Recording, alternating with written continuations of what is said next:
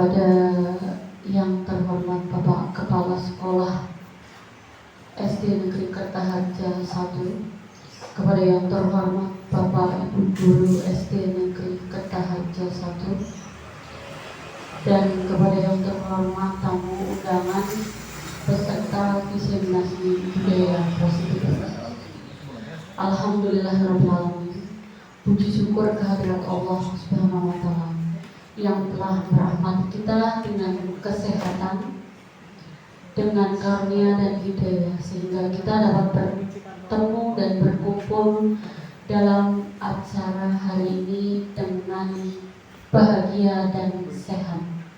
Salam dan salawat tak lupa kita haturkan kepada junjungan kita Nabi Muhammad SAW. Semoga kelak kita mendapat syafaatnya. Sebelum memulai presentasi diseminasi budaya positif, izinkan saya membaca susunan acara hari ini. Yang pertama pembukaan, yang kedua sambutan, yang ketiga acara inti, yang keempat lain-lain, dan yang kelima penutup. Untuk acara pertama kita buka dengan bacaan basmalah. Bismillahirrahmanirrahim. Terima kasih. Acara yang selanjutnya yaitu sambutan dari Bapak Kepala Sekolah SD Negeri Kertaharja 1 kepada yang terhormat Bapak Sairi SPD. Dipersilahkan.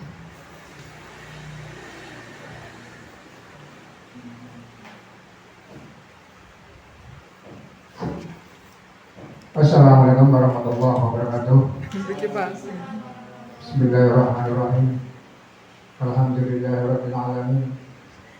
Wa bihi nasta'inu ala umuri dunya waddin. Wassalatu wassalamu ala asyrofil mursalin wa ala alihi wa sahbihi ajma'in. Rabbi shrah li sadri wa yassir li amri wa hlul 'uqdatam min lisani yafqahu qawli. Bilahi angka maksudun doa itu diamini maafkan salah orang mantap. Semoga orang pada teman-teman guru serta staf SD Kertaharja yang terhormati.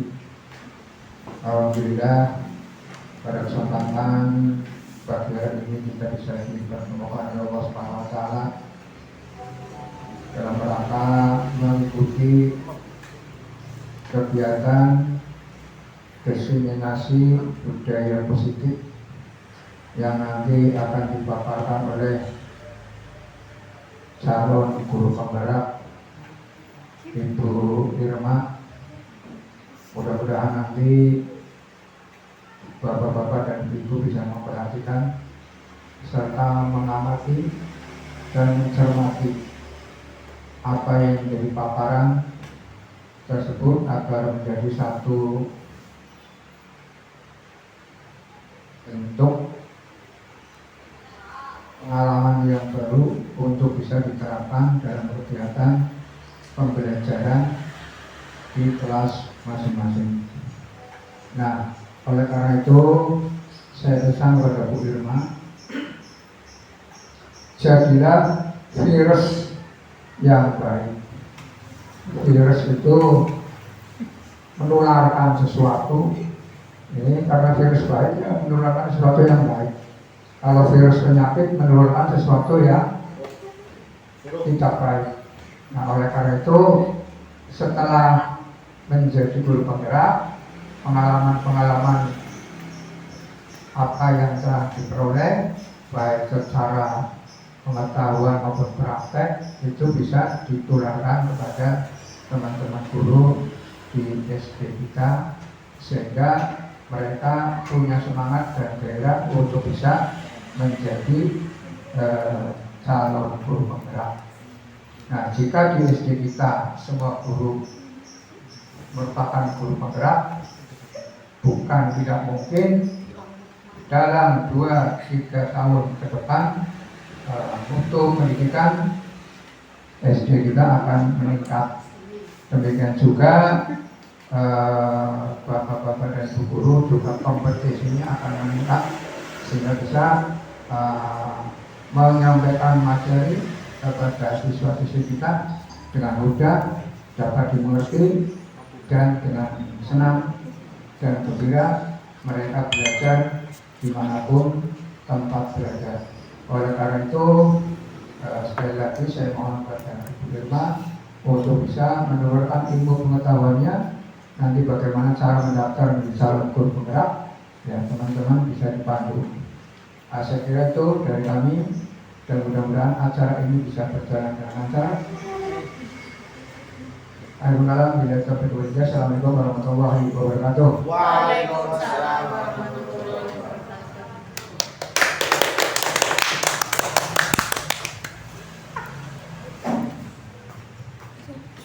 Terima kasih saya haturkan kepada Bapak Kepala Sekolah atas sambutan pemantik dan penyemangat bagi saya. Semoga kegiatan saya hari ini dapat menjadikan sesuatu yang positif dan menularkan banyak kebaikan ataupun ilmu sehingga dihitung sebagai amal ibadah kita, apalagi dalam penerapan sehari-hari membimbing anak didik kita di sekolah. Sebelum saya memulai diseminasi budaya positif, perkenalkan, saya Irmonto Kristiani, guru SD Negeri Kertah C1, calon guru penggerak angkatan 9. Dalam kegiatan guru penggerak ini, saya tidak sendiri. Selain dengan rekan satu kelompok saya didampingi oleh orang-orang yang luar biasa yang membimbing kami dan senantiasa mendampingi kami, yaitu Ibu Santi Widyastuti sebagai fasilitator saya dan Bapak Wahyu Galih Maulana sebagai pengajar praktik saya. Saya ucapkan terima kasih setulus-tulusnya untuk beliau. Pada pemahaman modul 14 yang saya dapatkan sangat banyak, yaitu budaya positif, teori kontrol, teori motivasi, hukuman dan penghargaan, restitusi, segitiga restitusi, keyakinan kelas, nilai kebajikan universal, kebutuhan dasar manusia. Terima kasih modul 1.4 karena memberikan banyak materi yang luar biasa. Untuk ganti PPT yang satunya, terima kasih Pak Aster. Next. Nah, ini adalah komitmen belajar kita. Ini hanya contoh ya, bisa ditambah atau dikurangi, sifatnya luas. Silakan hadir seutuhnya. Saya ingin pikiran Bapak Ibu, jiwa Bapak Ibu hadir di sini bersama saya, bersama-sama belajar mengenai diseminasi budaya positif. Hargai waktu bersama, buat catatan apabila memang dirasa perlu, angkat tangan apabila ingin bertanya ataupun memberi pendapat ataupun memberi tanggapan. Next. Tenangkan hati dan pikiran, arahkan semua perhatian untuk fokus belajar. Hadirkan rasa ingin tahu, syukur dan kebijaksanaan, termasuk saya. Elaborasi kemana? Ya, modul 1.4 budaya positif. Next.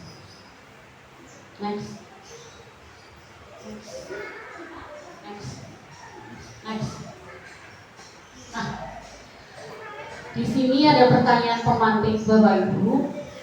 Yang pertama, hukuman dapat mendisiplinkan anak. Setuju atau tidak setuju? Setuju atau tidak setuju, Bapak? Iya, tidak setuju. Ada yang setuju, terima kasih. Berbeda itu biasa. Yang kedua, pemberian hukuman dengan hal positif seperti membaca atau membersihkan halaman sekolah dapat meningkatkan disiplin anak. Setuju atau tidak setuju? Setuju. Wah, yang ini sepakat. Janjian, setuju. Ketiga, pemberian penghargaan dapat meningkatkan motivasi belajar anak. Setuju atau tidak setuju? Setuju. Baiklah, jawaban setuju dan tidak setuju Bapak Ibu akan dapat berubah setelah kita akan mendalami modul ini atau diseminasi ini. Next, Pak. Next. Nah, Bapak Ibu sejenak, coba saya pinjam tangannya sebentar, lalu kepalkan salah satu tangan Bapak Ibu. Ya, terima kasih. Kalau sudah, bayangkan yang Bapak Ibu genggam itu adalah benda yang sangat berharga. Sudah? Sudah. Coba saya tanya, Bu Asis, kira-kira yang paling berharga buat Bu Asis apa? Cincin kawin, ya cincin kawin. Ya Bu, coba Bu, kalau itu saya minta, boleh atau tidak? Tidak boleh, kenapa? Aku diminta. Bunda, coba benda yang paling berharga bayangkan Bunda. Apa Bunda? Tidak ada. Yang paling Bunda takutkan hilang apa? Apa yang mau jawab ini? Baiklah, Bunda masih tertawa, tidak tahan tawa. Pak Anto, kira-kira yang digenggam yang paling berharga apa Pak Anto? Kosong. Kira-kira kalau ada isinya apa Pak? Yang paling berharga? Uang. Oke, baiklah. Pak Anto matre kayak saya. Baiklah. Kira-kira Pak Anto, kalau di tangan Pak Anto itu ada uang 1 miliar. Terus mau saya minta nih, saya lagi, Pak boleh nggak Pak? Oh boleh, kenapa Pak? Karena ini cuma khayalan gitu ya Pak. Oke, baiklah, terima kasih jawaban yang luar biasa dari Bapak Ibu. Jadi dia berbagi ya Pak, oh Pak Anto itu luar biasa dermawan. Nanti kalau banyak warisan saya mau minta. Ya, jadi dari tadi yang kenapa sih harus diminta kepala tangan, pemangkitnya apa? Ibu Bapak, di sini saya mau bertanya, ketika Bapak Ibu membuka dan menutup tangan, kontrolnya dari segi siapa? Di diri sendiri. Artinya kita niat atau tidak niat melakukan sesuatu, itu kontrol ada pada diri sendiri. Demikian juga dengan peserta didik kita. Peserta didik kita adalah murid yang mengontrol dirinya sendiri. Sebetulnya bukan kita. Masa Bu? Iya. Coba nanti kita next slide, nanti kita pahami bersama. Ini sebelumnya Pak. Nah, ini ilusi kontrol, teori ilusi kontrol. Ilusi itu apa Bu?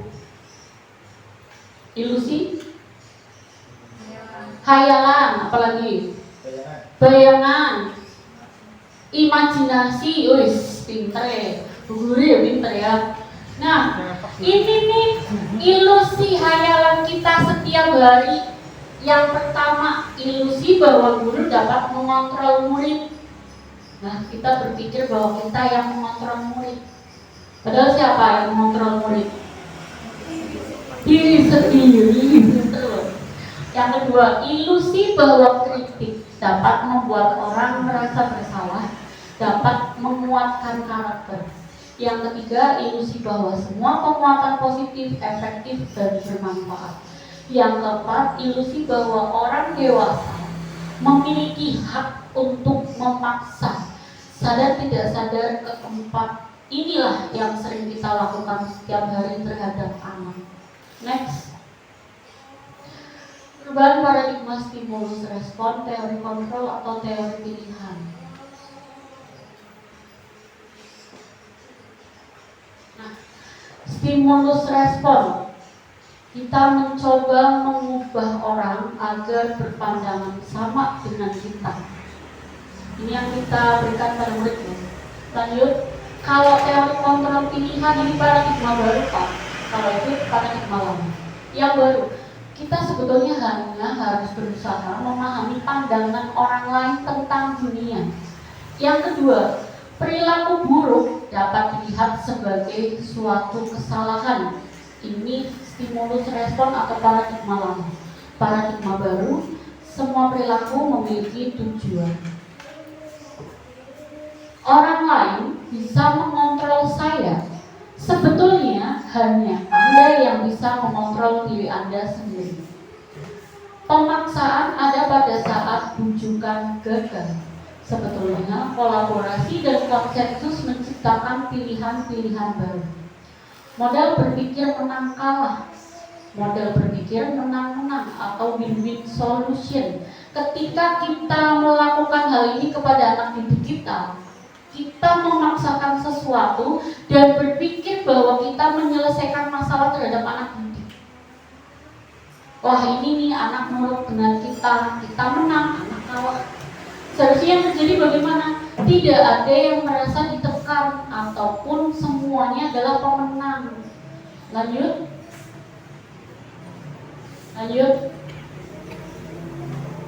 Nah, apakah makna kata disiplin? Tadi di awal sudah ada tulisan diseminasi budaya positif. Nah, ini ada kaitannya dengan kata disiplin. Coba saya mau minta tolong untuk membacakan Bu Asis, boleh?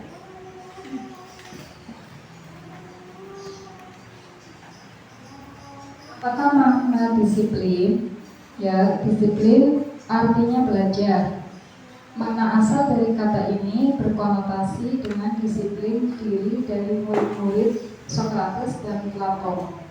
Disiplin diri membuat orang menggali potensinya menuju sebuah tujuan, apa yang dia hargai. Namun dalam budaya kita, makna kata disiplin telah berubah menjadi sesuatu yang dilakukan seseorang pada orang lain untuk mendapatkan kepatuhan. Kecenderungan umum adalah menghubungkan kata disiplin dengan ketidaknyamanan, bukan dengan apa yang kita hargai atau pencapaian suatu tujuan mulia. Ya, terima kasih Bu Asis. Kita fokus pada yang merah ya. Disiplin belajar sesuatu yang dilakukan seseorang pada orang lain untuk mendapat kepatuhan. Disiplin dengan ketidaknyamanan, bukan dengan apa yang kita hargai atau pencapaian suatu tujuan mulia. Next. Nilai-nilai kebajikan universal. Ini adalah nilai-nilai yang bersifat positif, tujuannya mulia, dan lintas bahasa, suku, agama maupun latar belakang. Jadi menurut Dr. William Glasser pada teori kontrol, setiap perbuatan, apapun yang kita lakukan atau murid kita lakukan, pasti punya tujuan. Yang kedua, dengan mengaitkan nilai kebajikan yang diyakini seseorang, maka motivasi intrinsiknya akan terbangun sehingga menggerakkan motivasi dari dalam untuk mencapai tujuan yang mulia. Ini dari Diane Gosen 1998.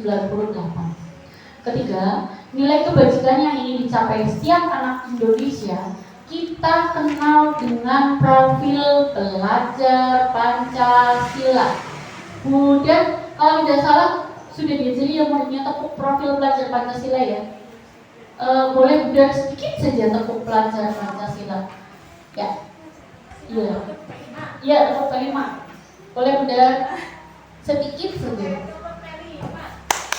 Project penguatan profil pelajar Pancasila. Luar biasa Bunda. Terima kasih Bunda.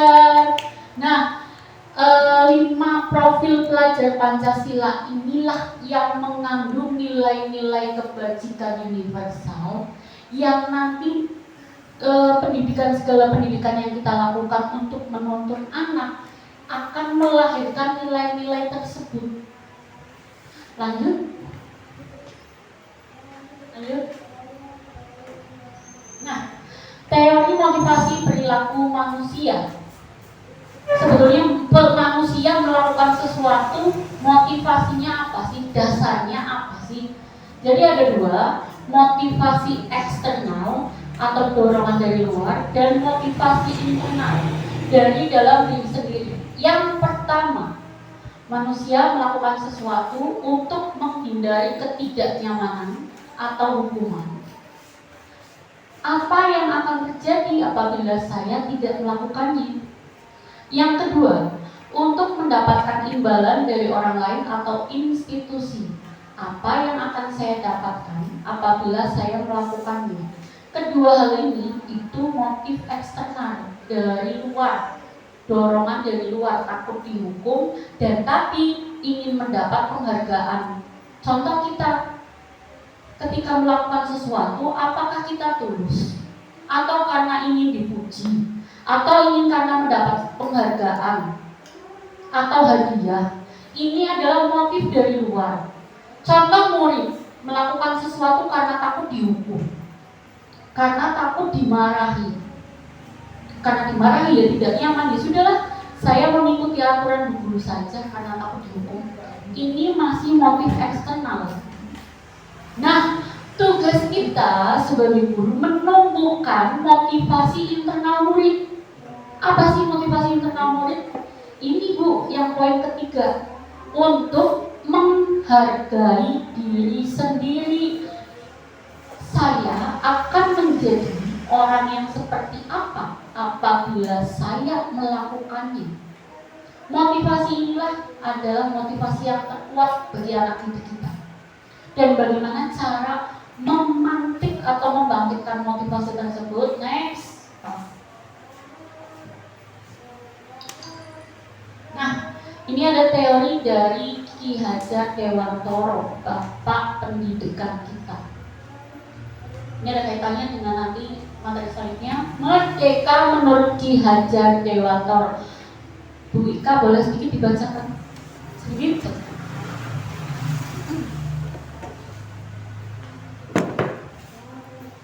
Merdeka menurut Ki Hajar Dewantoro. Merdeka itu artinya tidak hanya terlepas dari perintah, akan tetapi juga cakap buat memerintah diri sendiri. Ki Hajar Dewantoro pemikiran, konsepsi, keteladanan, sikap merdeka, cetakan kelima, tahun 2013, halaman 499. Ya, terima kasih Bu Ika. Mohon maaf ini tulisannya agak blur, tapi terima kasih sudah membantu saya membacakan teori pendidikan dari Ki Hajar Dewantoro. Merdeka artinya terlepas dari tidak hanya terlepas dari perintah, akan tetapi juga cakap buat memerintah diri sendiri. Ibu, Bapak, selama ini kita mendengar kata-kata merdeka. Merdeka itu apa? Tidak hanya terlepas dari penjajahan, tetapi dalam merdeka belajar, artinya di sini adalah anak tidak hanya bergerak jika diperintah saja, bergerak karena diperintah, tetapi anak juga diberikan kesempatan untuk dapat memerintah dirinya sendiri. Next. Dihukum oleh penghargaan. Lah, kok penghargaan menghukum? Kenapa? Bahwa penghargaan berlaku sama dengan hukuman dalam arti meminta atau membujuk seseorang melakukan sesuatu untuk memenuhi suatu tujuan tertentu dari orang yang meminta membujuk. Dorongannya eksternal dan ada faktor ketergantungan. Beberapa dampak dari pemberian penghargaan. Yang pertama, pemberian penghargaan berpengaruh jangka pendek atau jangka panjang. Yang kedua, penghargaan menghukum. Yang ketiga, penghargaan mengurangi ketepatan. Yang keempat, penghargaan tidak efektif. Yang kelima, penghargaan merusak hubungan. Ini maksudnya bagaimana Bapak Ibu? Mungkin pernah dijumpai dalam suatu kasus ketika Bapak Ibu menjanjikan sesuatu terhadap anak atau terhadap pasangan atau terhadap murid. Nanti kalau kamu nilainya 100, kamu dapat permen. Wah, muridku seneng tuh, permen. Wah, dijanjikan hadiah. Mereka berlomba-lomba tuh. Tapi coba Bapak Ibu, ketika kita sudah tidak memberikan mereka permen, ketika mereka mendapat nilai 100, apa yang terjadi? Ya, betul. Semangat mereka menurun. Keren Bu jawabannya. Ya, semangat mereka menurun. Ini yang dimaksud penghargaan sebagai hukuman. Paham Bapak Ibu? Iya, paham. Terima kasih. Nah, kenapa mengurangi ketepatan dan tidak efektif? Kenapa tidak efektif? Karena penghargaan sifatnya hanya sementara. Kalau kita tidak memberikan sesuatu, mereka yang datang apa? Rasa kecewa. Kemarin saya dikasih permen, kalau nanya 100 kok ini enggak ya? Yang datang rasa kecewa. Yang kedua, penghargaan menghukum dan merusak hubungan. Coba ibu bapak, kalau kita menyanyikan, nak, kalau nanti ranking 1 dapat sepeda. Betul bu? Iya. Coba tahun berikutnya, ibu, saya ranking 1, kemarin sudah sepeda. Nanti motor ya bu. Tahun berikutnya, ibu, saya ranking 1. Nah itu nanti mobil ya bu. Sedangkan kita, kemampuan kita tidak sama. Apa yang terjadi setelah itu? Yang ada bisa konflik Bapak Ibu antara anak dan orang tua. Yang seharusnya prestasi ini menjadikan suatu kebahagiaan, justru prestasi ini karena iming-iming hadiah menjadi suatu perusak hubungan. Kurang lebih seperti itu, paham ya Bapak Ibu ya? Mantap. Lanjut, next. Nah, ini sudah saya jelaskan, cuma kita akan di sini menurunkan kualitas, mematikan kreativitas, mengurangi motivasi intrinsik. Penghargaan akan mengurangi kreativitas, mematikan kreativitas. Kenapa? Karena mereka melakukan sesuatu karena dasar iming-iming, bukan karena dasar dari dalam mereka sendiri atau dari dasar intrinsik dari dirinya sendiri. Dan menurunkan kualitas, mereka hanya mengejar nilai, bukan menghargai prosesnya. Yang penting saya 100, yang penting saya juara 1. Apapun itu caranya, bisa saja mereka menghalalkan segala cara, termasuk apa?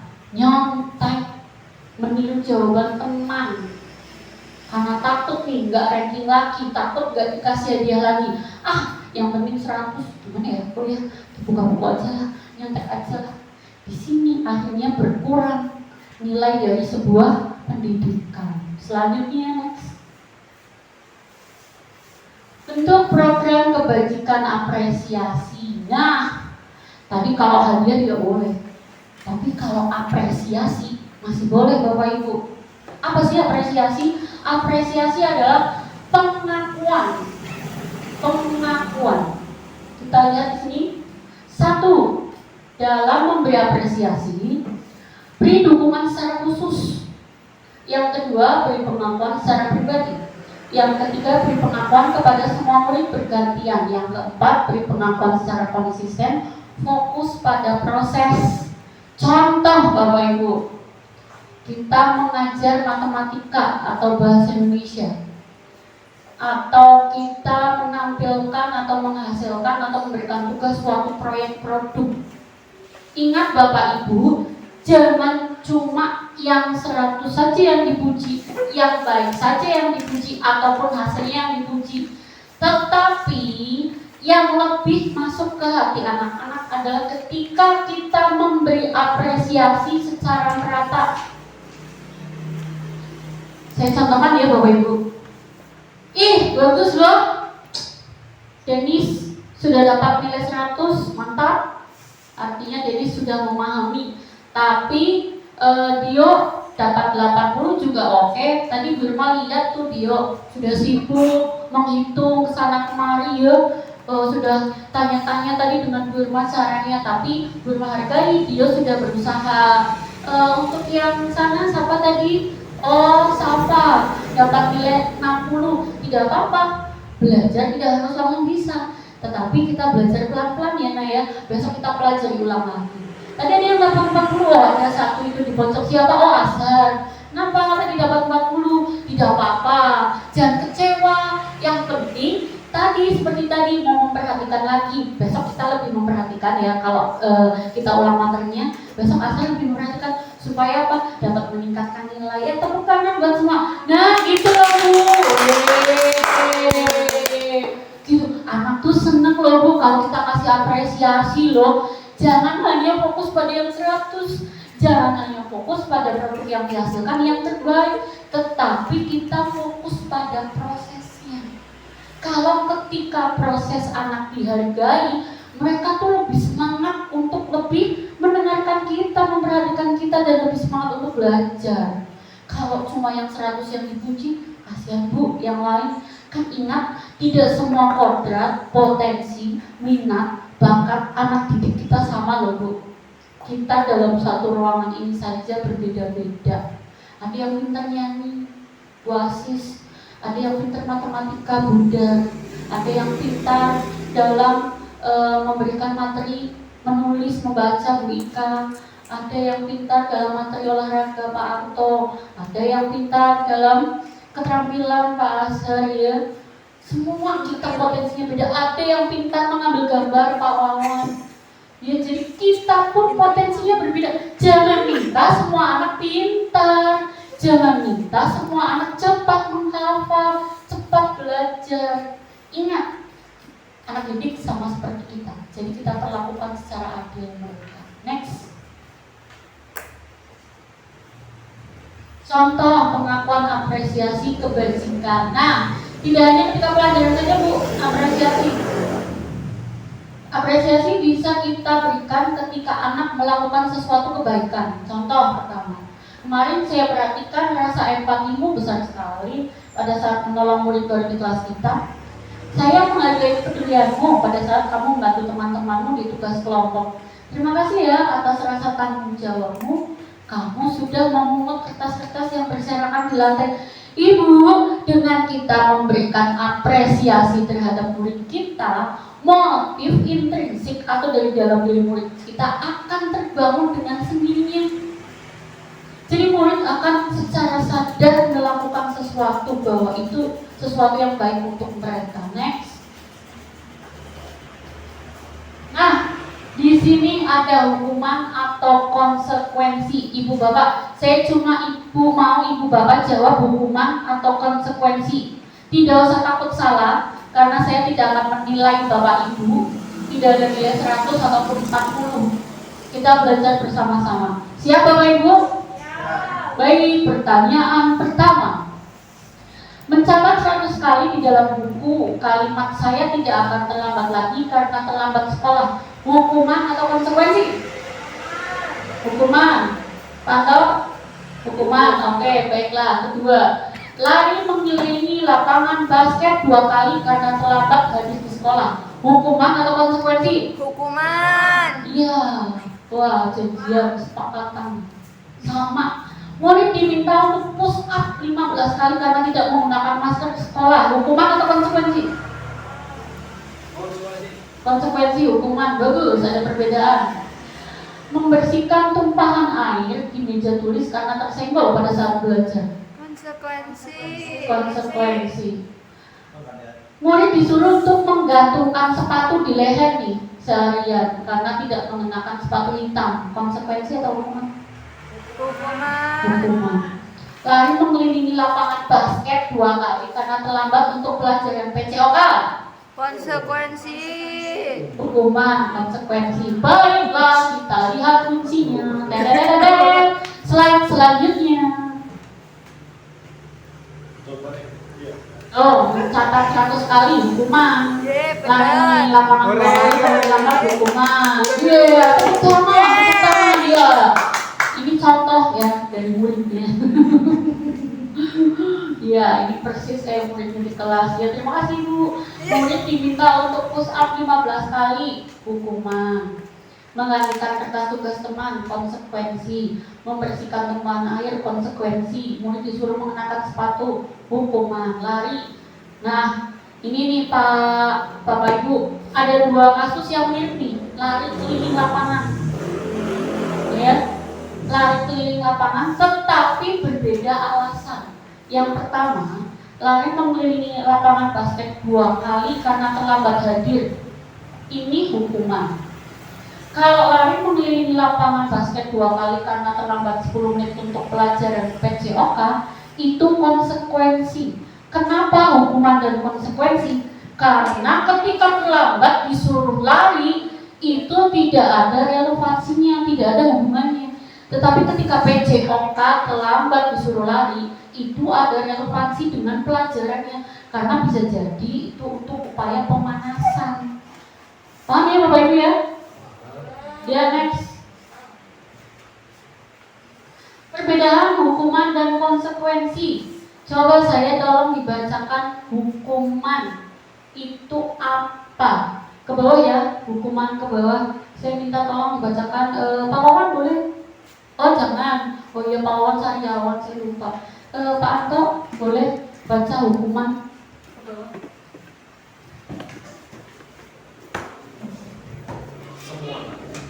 Hukuman aja.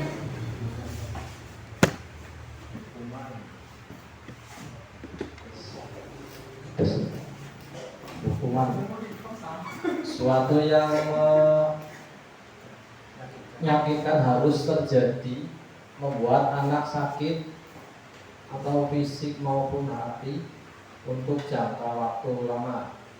Anak membenci kedisiplinan, paksaan, mendorong anak menyakiti diri sendiri, konsep diri yang buruk, anak belajar untuk menyembunyikan kesalahan, marah, rasa bersalah, diperlakukan, merasa tak dihargai.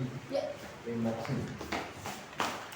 Oke, terima kasih Pak Anto atas bantuannya. Itu Bu yang terjadi kalau kita memberi hukuman. Tepuk tangan dulu Pak Anto. Ya, wah sekali ya di kelas ini ya. Ya terima kasih.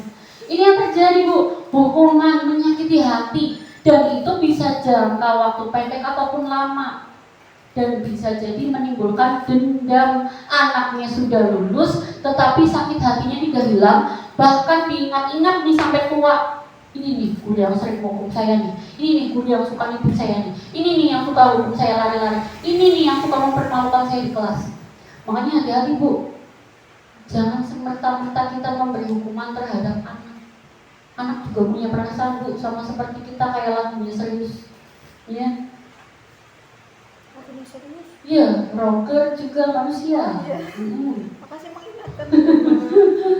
Nah, sekarang konsekuensi. Konsekuensi itu bagaimana? Kalau konsekuensi, sesuatu harus terjadi. Anak tidak merasa nyaman, tapi dalam jangka waktu pendek. Anak menghargai disiplin, ada stimulus dan tanggapan, mendorong anak mudah menyesuaikan diri, konsep diri yang baik, anak belajar untuk mematuhi peraturan, kehilangan hak tetapi tidak dibuat nyaman, diasingkan untuk sementara. Contoh, ketika menumpahkan air ke buku temannya, konsekuensinya anak apa? Menggantikan buku atau memberikan buku yang baru. Itu namanya konsekuensi, karena sudah merusak buku ya diganti buku. Tetapi itu juga memberikan rasa yang tidak nyaman. Anak bisa dikucilkan walaupun untuk sementara waktu. Ini nih gara-gara kamu nih, iya gara-gara kamu. Next. Terus bagaimana kalau hukuman dan konsekuensi itu kurang tepat? Next. Nah, di sini ada identitas sukses dan gagal. Hukuman dianggap sebagai identitas yang gagal. Kenapa? Karena melahirkan efek yang negatif. Sedangkan konsekuensi dianggap cuma netral, tidak negatif, tidak positif. Ya, ini sukses dalam membentuk disiplin. Tetapi ada yang lebih bijak lagi dari konsekuensi, yaitu restitusi. Apa itu restitusi? Nah, restitusi itu merupakan pilihan. Lanjut, karena ini ngeblur, Pak Asder boleh dibantu? Enggak, slide sebelumnya boleh dibantu membacakan enggak? Untuk restitusi sebelumnya, sesudahnya. Nah, sebelumnya. Nah, ini Pak Asder di kolom ketiga. Di papan agak ngeblur, barangkali Bapak Ibu tidak bisa melihat, boleh dibacakan sebentar.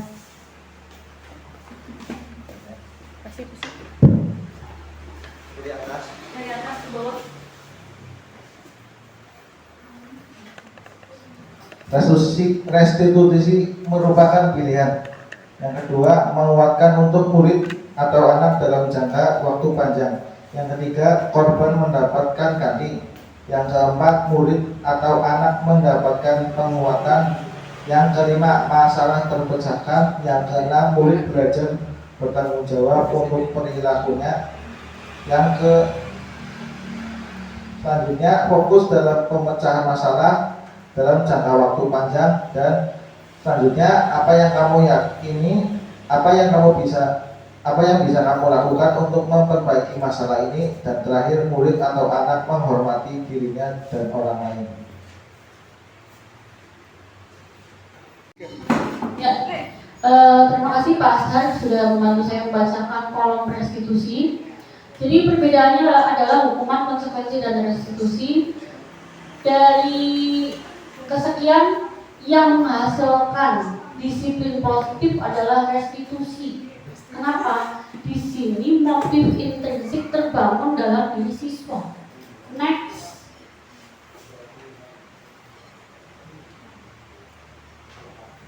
Apa sih restitusi itu? Restitusi adalah proses menciptakan kondisi bagi murid untuk memperbaiki kesalahan mereka sehingga mereka bisa kembali pada kelompok mereka dengan karakter yang lebih kuat.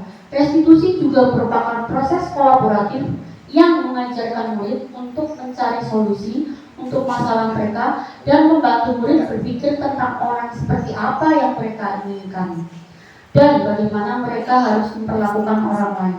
Teori Gosen 2004. Next. 9 ciri-ciri restitusi. Restitusi itu apa sih? Ciri-cirinya apa ketika kita melakukan restitusi? Yang pertama, restitusi bukan menebus kesalahan, tetapi belajar dari kesalahan. Yang kedua, restitusi memperbaiki hubungan, berupa tawaran, bukan paksaan. Restitusi melihat ke dalam diri, mencari kebutuhan dasar yang mendasari tindakan. Restitusi diri adalah cara yang paling baik, fokus pada karakter, bukan tindakan. Fokus pada solusi, mengembalikan murid yang salah dengan kelompoknya. Selama ini Bapak Ibu, terkadang kita ketika anak melakukan kesalahan, apa yang terjadi? Kita marah-marah, betul atau tidak? Betul. Ya, tanpa sadar kita itu sedang memberi hukuman. Yang paling baik apa yang terjadi? Yang paling baik ketika ada konflik atau masalah terhadap murid kita adalah kita memanggil murid kita untuk menjaga perasaannya supaya dia merasa dipermalukan dari kawan-kawannya. Kita tarik dulu sejenak. Lalu bagaimana nanti kita akan belajar di slide selanjutnya Pak Asya. Terima kasih Khalil. Nah, keyakinan kelas. Mengapa tidak peraturan saja? Mengapa harus keyakinan kelas? Baik, saya akan bertanya sesuatu. Mengapa kita memiliki peraturan menggunakan helm ketika mengendarai kendaraan roda 2? Kenapa kita harus pakai helm Bapak Ibu? Untuk apa? Supaya aman. Kenapa harus pakai helm Bapak? Melindungi kepala. Apalagi? SNI. Apalagi? Tidak ditilang. Oh itu makanya saya pakai helm takut ditilang. Lanjut. Kedua, mengapa kita memiliki peraturan 3 meter, menggunakan masker, menggunakan mencuci tangan dan jaga jarak 1,5 meter? Untuk apa Bapak Ibu pakai masker? Hah? Tidak ketularan COVID, menghindari virus, apalagi masker biar kelihatan tambah ganteng, apalagi Pak Anto. Kenapa? Oh, menghindari polusi debu. Pinter-pinter namanya itu guru ya. Mengapa kita memiliki peraturan harus datang tepat waktu ketika pelatihan? Kenapa? Supaya disiplin, supaya apa lagi? Cepat dimulai, apa lagi? Kebagian snack. Jujur sekali, Bon. Apa lagi? Kenapa kita harus tepat waktu? Supaya tidak dimarahi. supaya tidak dimarahi, Supaya tidak dihukum. tidak dihukum. Mantap. Ya kan sebagai siswa ya. Iya, itulah tadi yang Bapak Ibu sebutkan semuanya adalah motif intrinsik dan ekstrinsik. Next. Nah, peraturan kelas Bapak Ibu bisa kita buat menjadi keyakinan kelas. Keyakinan kelas nanti yang kita buat akan melahirkan lingkungan positif. Dan lingkungan positif dapat menjadi suatu budaya positif. Next.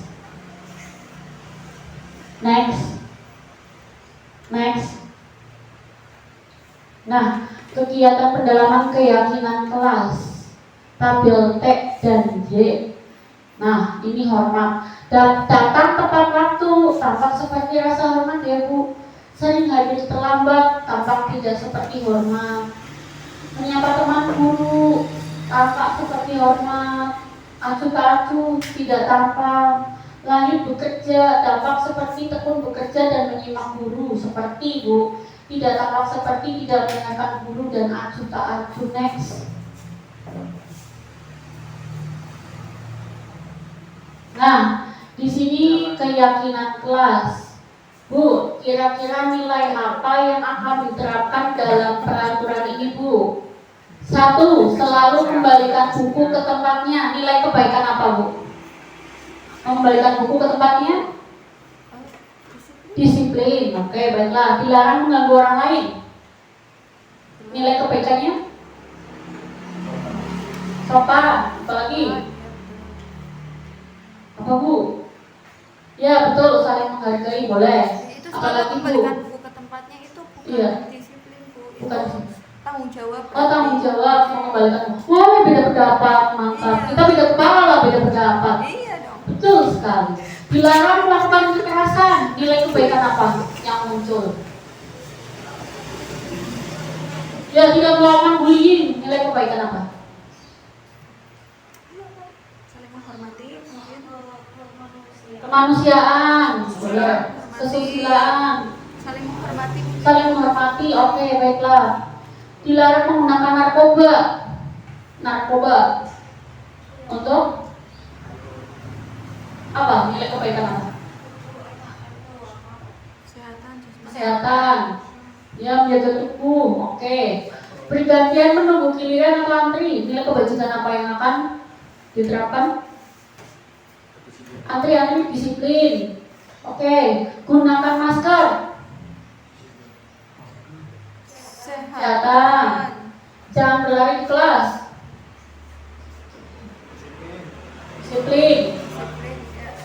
Kenyamanan, keamanan, ya. Next, kita lihat keyakinan kelasnya apa sih sebetulnya. Nah, itu dia yang muncul. Kembalikan buku, itu tanggung jawab. Dilarang mengganggu orang lain, menghormati orang lain. Hadir tepat waktu, komitmen menghormati orang lain. Dilarang melakukan kekerasan, keselamatan, menghargai orang lain.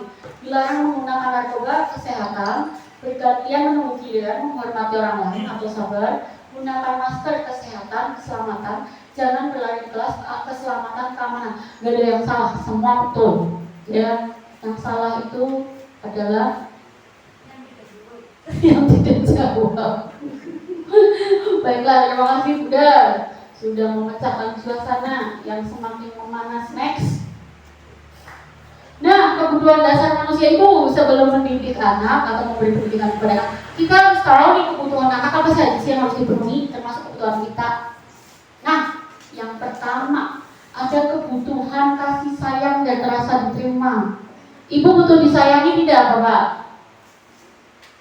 Butuh kasih sayang tidak? Butuh diterima lingkungan tidak? Butuh ya? Iya. Yang kedua, kita butuh kesenangan, betul atau tidak? Sesekali kita butuh senang-senang. Selanjutnya butuh penguasaan. Kalau kita bahasanya privasi, betul? Betul. Kebebasan. Sekali-kali kita ingin jadi diri sendiri. Betul ya. Ini juga dibutuhkan oleh murid kita, Bapak Ibu. Selanjutnya 5 posisi kontrol. Oke. Bu, ayo Ayo kita cek diri kita masing-masing. Di posisi manakah kita sebagai guru? Yang pertama, menghukum, menghardik, menunjuk-nunjuk nih guru berbuat. Guru berkata, kalau kamu tidak melakukannya, awas ya. Hasilnya, anak memberontak, menyalahkan orang lain, berbohong. Kaitan dengan dunia berkualitas, murid meletakkan guru di luar dunia berkualitas. Murid berkata, biarkan saja, nanti juga marah-marah lagi. Dampak pada murid mengulangi kesalahan. Ini yang terjadi apabila guru meletakkan dirinya sebagai posisi penghukum. Bu, ketika kita marah sekali, anak menjadi apa? Ya, takut. Ketika 2 kali, 3 kali, 4 kali, 5 kali, apa yang terjadi? Bosan kan? Iya, anak merasa bosan, bahkan kita tidak didengarkan lagi dan disepelekan. Yang kedua, posisi membuat orang merasa bersalah. Ibu kecewa loh sama kamu. Kamu seharusnya sudah tahu ibu tuh capek. Ya, hasilnya apa? Anak akan menyangkal, berbohong, menyembunyikan sesuatu.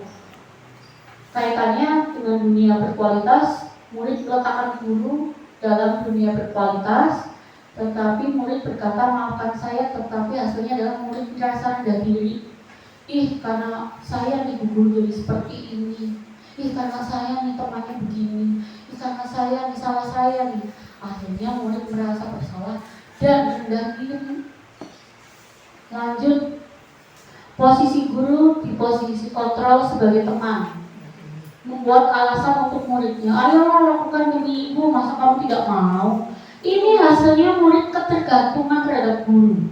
Murid meletakkan guru sebagai orang yang sangat penting di dunia pendidikan berkualitas. Saya pikir Bapak Ibu teman saya ternyata begitu, lemah, tidak mandiri dan tergantung. Ibu, ketika kita memposisikan diri sebagai teman terhadap murid akan bergantung kepada kita.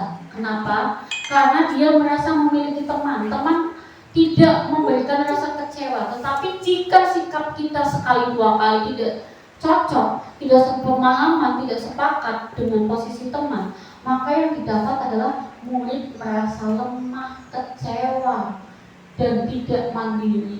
Kok ibu begitu ya? Lanjut, posisi pemantau. Posisi pemantau, guru berbuat, menghitung, mengukur. Guru berkata, apa peraturannya?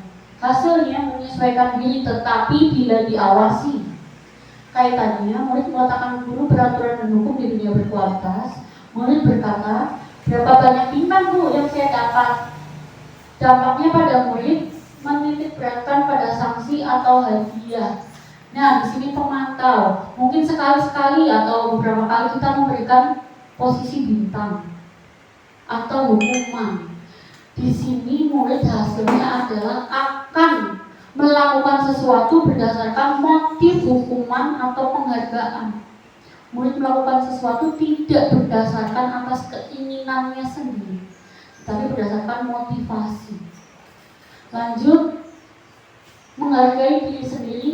Hasilnya, jika kita memposisikan diri sebagai manajer, ciri-cirinya apa? Guru mengajukan pertanyaan, apa yang kita yakini, apa yang bisa kau kerjakan untuk memperbaiki masalah ini. Hasilnya menguatkan pribadi. Murid meletakkan dirinya sebagai individu positif. Bagaimana caranya bisa memperbaiki keadaan dan mengevaluasi diri. Dari 5 posisi kontrol, mana yang paling baik Bapak Ibu? Ya betul, posisi manajer. Bagus sekali Bapak Ibu. Artinya dari tadi menyimak apa yang saya sampaikan. Ya, next. Nah, pertanyaan. Pertanyaan. Iya, pernyataan. Terima kasih Bu Ika, lidah saya kesleo, sudah siap. Saya nggak ngantuk ya. Pernyataan, mantap Bu Ika, masih on, sudah siang ini. Jika membuat orang merasa bersalah, pernyataannya begini, saya kecewa dengan kamu, ibu kecewa sama kamu. Kenapa sih kamu seperti itu? Otomatis ini murid akan merasa bersalah. Lanjut, posisi penghukum. Kamu kenapa sih gitu aja gak bisa? Lakuin gitu aja gak pernah benar. Ini kita memposisikan diri sebagai posisi penghukum. sebagai teman, ayo dong dikerjakan, ayo demi bapak ibu, mau ya, maju, masa kamu nggak menganggap ibu? Posisi pemantau, kamu mau nggak dapat stiker hari ini? Siapa yang mau dapat hadiah ini? Nah, itu posisi pemantau. Posisi manajer, bagaimana kamu bisa menyelesaikan masalah ini? Posisi penghukum, kamu selalu yang terakhir, gak pernah yang pertama. Next. Nah, ini dia peraturan pemantau, peraturan nilai-nilai pemantau manajer konsekuensi hadiah memperbaiki. Ini perbedaannya. Bergerak di antara manakah kita atau murid kita. Selanjutnya.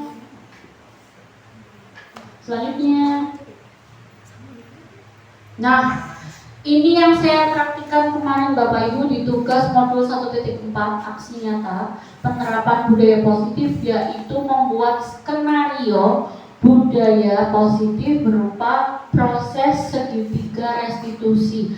Apa sih segitiga restitusi? Yang pertama, usaha kita untuk menstabilkan identitas. Yang kedua, menanyakan keyakinan. Yang ketiga, memvalidasi kebutuhan. Bapak Ibu, siswa kita pernah kan ya bermasalah ya? Iya pernah, kan? Apa yang kita lakukan? Kadang ada yang menghukum, ada yang marah-marah. Nah, ini nih yang menginsafkan saya dan memberi tobat terhadap saya, yaitu segitiga restitusi dalam menghadapi siswa. Next. Untuk menstabilkan identitas, di sini contohnya Bu, untuk membuat anak merasa gagal, berbuat salah, tetapi menjadi positif terhadap diri sendiri. Contoh Bu, ketika siswa kita berkelahi, kita dudukan, biasanya kita panggil. Ini yang pertama kita lakukan adalah menstabilkan identitasnya. Dia pasti merasa bersalah Bu, tetapi dari kesalahan itu kita angkat positifnya Bu. Jangan kita tunjuk-tunjuk. Nih, berbuat salah itu ya manusiawi kok. Tidak ada manusia yang sempurna. Bapak Ibu juga pernah berbuat salah. Kita pasti bisa menyelesaikan masalah ini.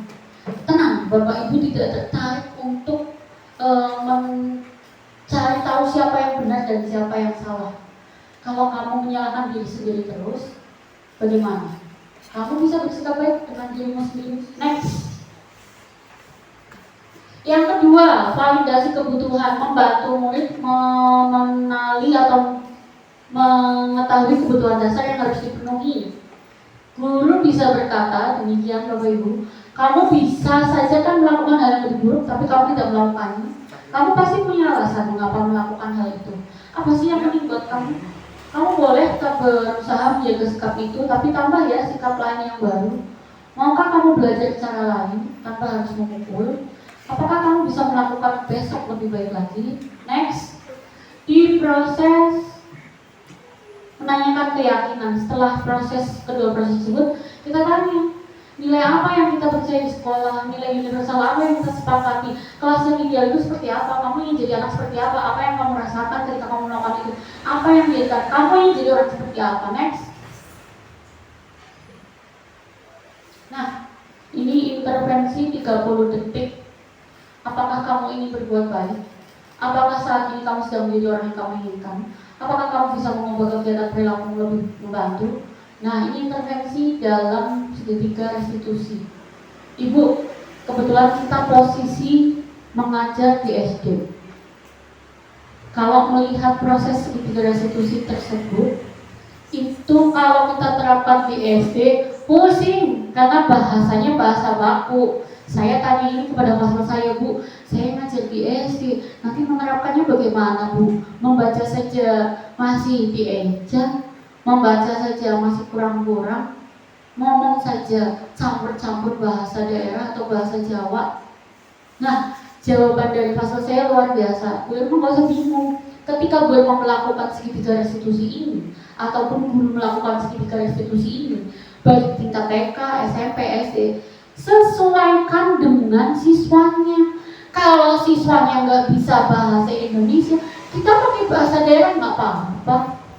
Yang penting tujuannya adalah setelah melakukan segitiga restitusi, anak dikembalikan ke kelompoknya dengan perasaan dan karakter yang lebih kuat. Karakter mananya? Tapi nilai universal yang didapatkan anak dan kebutuhan anak lebih kuat, lebih dipenuhi. Karena anak melakukan sesuatu biasanya ada motivasi lain. Kita pelajari kita selidiki lewat restitusi. Nah, lanjut. Nah, refleksi. Hal baru apa yang mengubah paradigma saya yang saya dapatkan? Ibu, setelah tadi saya jelaskan tentang restitusi, hal apa sih yang saya dapatkan dari hari ini? Dari siapa ya? Bu Pak Anto boleh? Apa yang Pak Anto dapatkan apa benar? Yang didapatkan dari hari ini apa saja? Boleh sedikit saja sudah. Dari apa yang saya paparkan tadi, perasaan Buddha bagaimana? Hal baru apa yang mengubah pandangan Buddha? Tadinya saya begini, sekarang jadi begini. Tadi saya begitu, sekarang jadi begitu. Silakan, Mbak. Baru apa yang mengubah paradigma saya? Yang saya dapatkan, baru yang saya dapatkan dari materi yang Bu Irma sampaikan, itu saya selama ini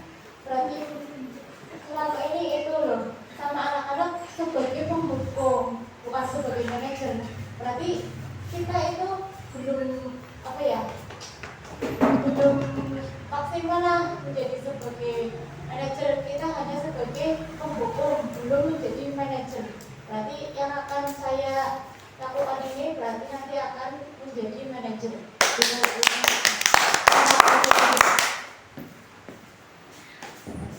Luar biasa jawaban Buddha, sama seperti saya. Ya, saya tidak memposisikan diri seperti manajer, tetapi 4 posisi selain manajer pernah saya lakukan. Tetapi begitu saya belajar modul ini, saya ingin memposisikan diri sebagai manajer di kelas.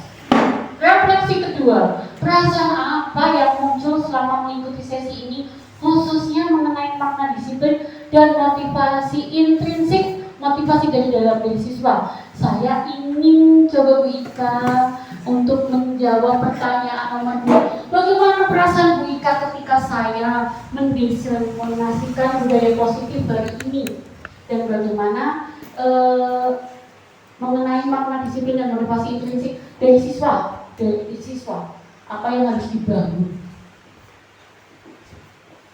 Untuk perasaan apa yang muncul selama mengikuti sesi ini, ya tentu saja saya sangat senang bisa mengikuti sesi hal-hal yang dipaparkan sama Bu Irma. Kemudian mengenai makna disiplin dan motivasi intrinsik dari dalam siswa itu, saya rasa kita perlu mengubah paradigma kita, pandangan kita ke siswa bahwa hal disiplin dan motivasi itu memang sangat perlu dan tidak perlu menekankan hal yang terlalu khusus pada siswa, seperti itu Bu Irma.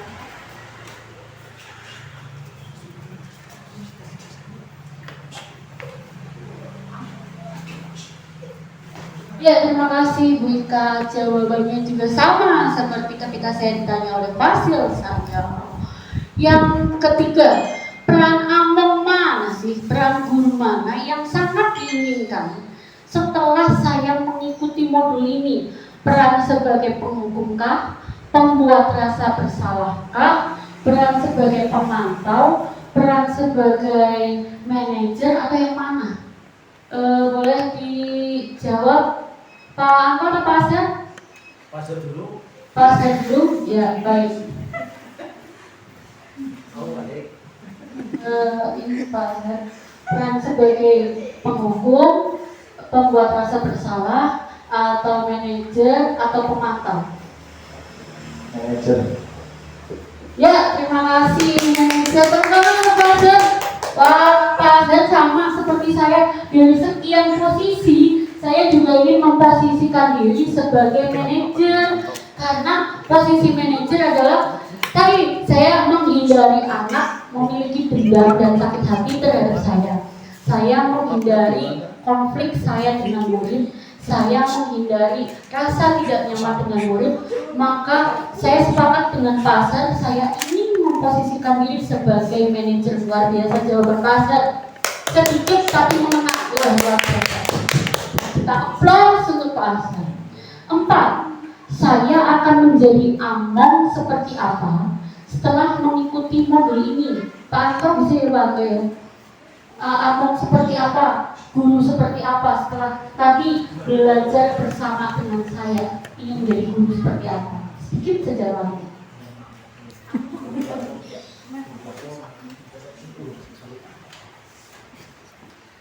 Tadi nomor 4. Tadi soalnya pamong ya dalam mengetahui apa? Akan menjadi pamong seperti apa? Ya, itu jawabannya manajer dan pemantau agar siswa itu fokus dalam pembelajaran dan kedisiplinan yang baik, tidak dilakukan seperti dulu lagi. Terima kasih. Terima kasih Pak Anto atas jawaban yang luar biasa. Sepertinya pikiran Pak Anto, apa yang Pak Anto rasakan dan pikirkan sama dengan semua guru di dalam ruangan ini, yaitu memposisikan diri kalaupun tidak sebagai manajer, yaitu pemantau. Kenapa? Karena mengurangi resiko apa, dampak negatif terhadap murid. Murid tidak akan merasakan sakit hati, rendah diri, ataupun kemungkinan yang terburuk yaitu menimbulkan dendam dalam jangka waktu yang panjang. Tentunya kita semua tidak mau dikenang sebagai guru yang suka menghukum, sebagai guru yang jahat, tetapi kita sebagai guru baiknya, bijaknya dikenang sebagai guru yang mumpuni dan memberi teladan baik, serta membimbing anak dengan rasa ikhlas, senang dan bahagia. Seperti teori Ki Hajar Dewantara, dalam menuntut kodrat murid harus sesuai zaman, supaya murid dapat selamat dan bahagia setinggi-tingginya menjadi manusia Indonesia yang bebas dan merdeka. Untuk sebagai penutup, saya akan memutarkan video ketika saya melakukan mempraktekkan skenario atau naskah kasus segitiga restitusi terhadap murid saya. Nanti Bapak Ibu bisa melihat gambaran praktik segitiga restitusi yang nantinya akan Bapak Ibu terapkan terhadap siswa Bapak Ibu. Silakan disimak Bapak Ibu video ini.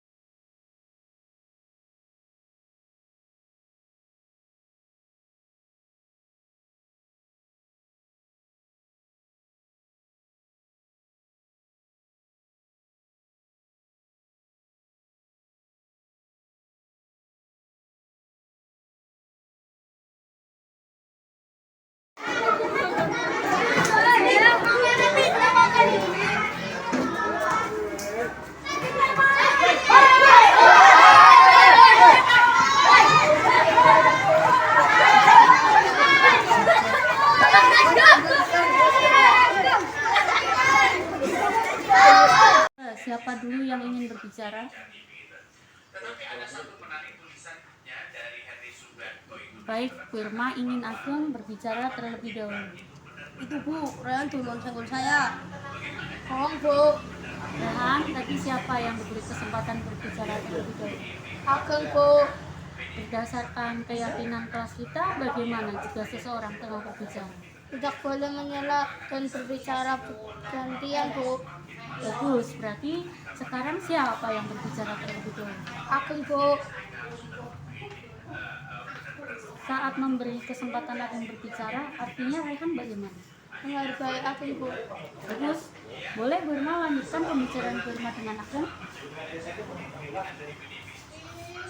Jadi sekarang bagaimana tuh? Saya mau maafkan Bu. Nah, Rehan, Iya Bu, saya juga mau minta maaf. nah bagaimana rasanya sudah saling memaafkan? Lega Bu. Boleh kesalahannya? Boleh kembali ke kelas.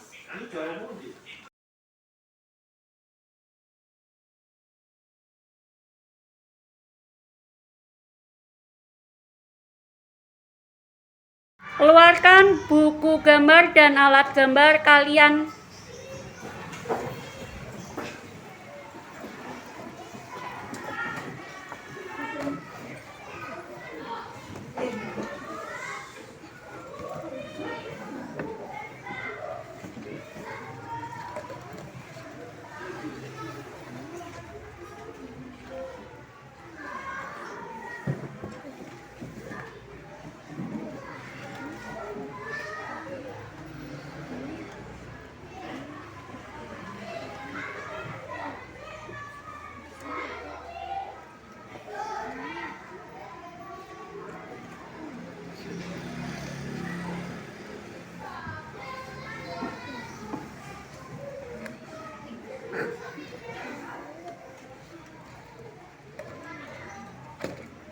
Ciana, bisa ikut Birma sebentar ke kantor? Birma perhatikan, Ciana lihat umum. Boleh tahu kenapa? Kenapa sampai ke sana?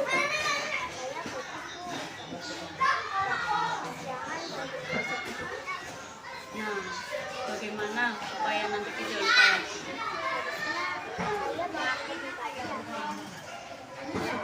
Supaya alat gambarnya tidak ketinggalan, bagaimana? Nah, bagus. Setiap orang pasti pernah berbuat salah dengan orang hebatlah yang bisa belajar dari kesalahan dan memperbaiki. Supaya bangun di awal, jam tidur bacanya harus bagaimana? Bagus jawaban Mbak Ciana. Jadi apa saja tadi keyakinan kita?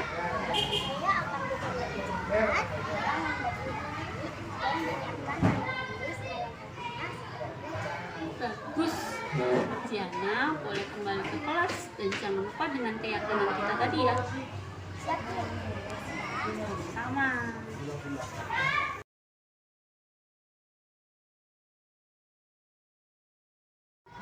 Nah, Mbak Ciana setelah berdiskusi dengan Bu Irma, coba lebih senang mana? Kalau dimarahi, kalau sungguh-sungguh terjadi ya Mbak? Kalau dimarahi atau berdiskusi seperti tadi dengan Bu Irma? Berdiskusi seperti tadi dengan Irma. Lebih suka berdiskusi, kenapa? Karena apa ya? Karena kalau dimarahin kan itu ya apa ya? Sedih. Sedih. Terus kalau berdiskusi kan senang gitu. senang. Terus menemukan jalan keluar. Jalannya. Berarti lebih senang berdiskusi seperti tadi. Kalau seandainya peristiwa tersebut benar terjadi. Oke, terima kasih.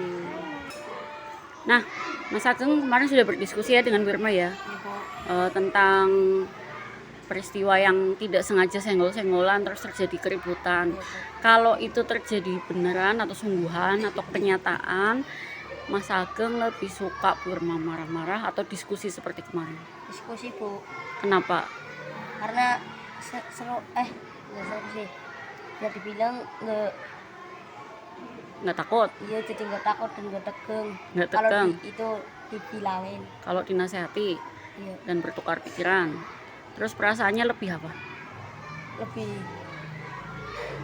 lebih senang. Lebih tenang, senang, lega. Ya, kalau misalnya itu terjadi beneran, sungguhan, Mas Ageng mau memaafkan temannya nggak?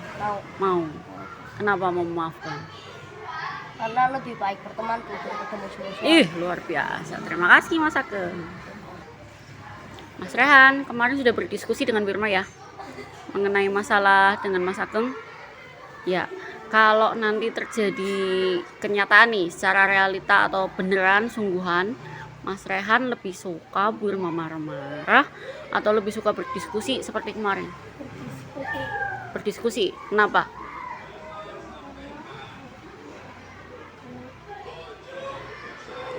Perasaannya bagaimana kalau berdiskusi? Boleh lihat sini? Nah, perasaannya bagaimana?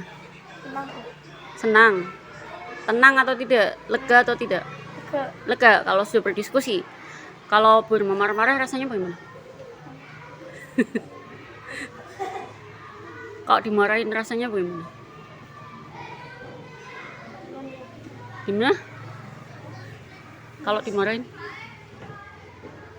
Seneng, takut, tegang, apa? Kalau dimarahin? Hah? Takut. Berarti lebih suka berdiskusi seperti kemarin. Lebih lega. Kalau peristiwanya terjadi beneran, mau memaafkan tidak?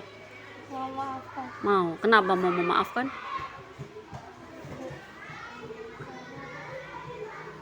Lebih suka berteman atau bermusuhan? Berteman. Oke, terima kasih. Boleh. Terima kasih bantuannya ya, sudah dibantu untuk tugas-tugas Burma. Oke, boleh kembali ke kelas, tapi Burma minta tos dulu. Oke, terima kasih ya.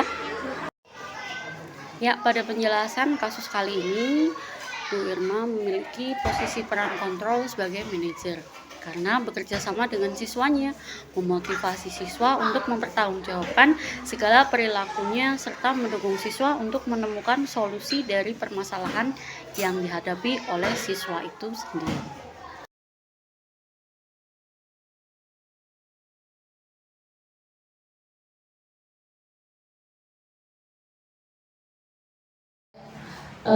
Sebagai penutup, ini gambar dari murid-murid saya yang saya tonton dan saya bimbing.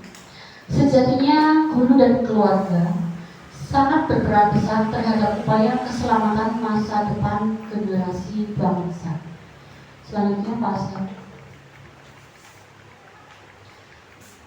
Bapak Ibu bisa bilang cakep ya, saya maksa. Memancing ikan di tengah rawa. Ikan gulai dimakan saya dan Latif. Cakep. Ciptakan keyakinan kelas dengan siswa. Cakep. Lahirkan nilai universal budaya positif. Terima kasih atas kelasnya, terima kasih atas waktunya Bapak Ibu semua. Terima kasih atas perhatiannya dan kesempatan yang diberikan kepada saya berdiri di sini selama 1 jam lebih. Dan terima kasih Bapak Ibu mau menyempatkan diri belajar bersama saya di sini. Semoga ilmu yang Bapak Ibu dapatkan, ilmu yang saya sampaikan menjadi pahala dan dapat diaplikasikan ke dalam kegiatan sehari-hari kita di sekolah. Amin. Saya Irwanto Kristiani, calon guru penggerak angkatan 9 SD Negeri Kertaharja 1 pamit undur diri.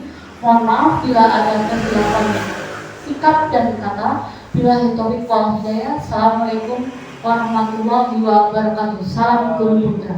Waalaikumsalam warahmatullahi wabarakatuh.